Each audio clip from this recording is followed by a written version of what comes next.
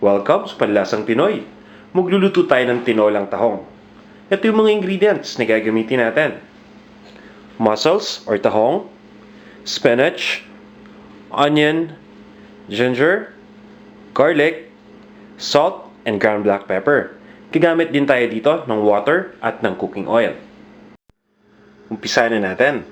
First step, kukuha lang tayo dito ng cooking pot at ilalagay na natin yung cooking oil. Then hintayin lang natin itong uminit. Once na mainit na yung cooking oil, isosotay na natin dito yung garlic.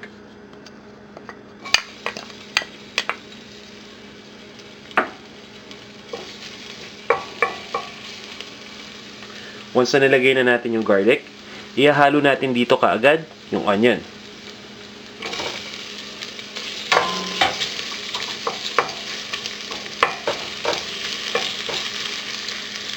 Lulutuin lang natin to hanggang sa lumambot yung onion. Kapag lumambot na yung onion, ilalagay na natin dito yung luya, yung ginger. At isasabay na rin natin dito yung mussels o yung tahong.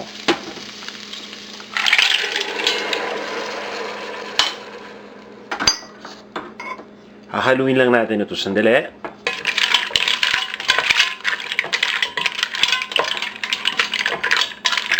At papabayaan lang natin itong maluto for a few minutes. Next, maglalagay lang tayo ng water.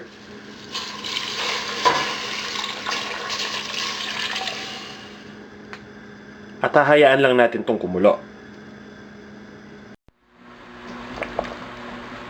After kumulo ng liquid, at after nating maluto for a few minutes, ilalagay na natin dito yung salt and ground black pepper.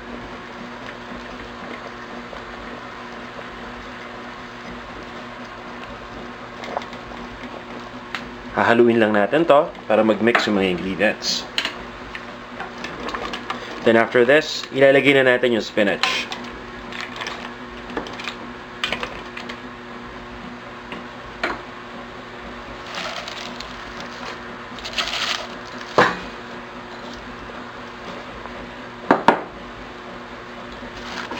After nating malagay yung spinach, i-cover lang natin to and then to turn off na natin yung heat. Papabayaan na natin yung residual heat na magluto dito.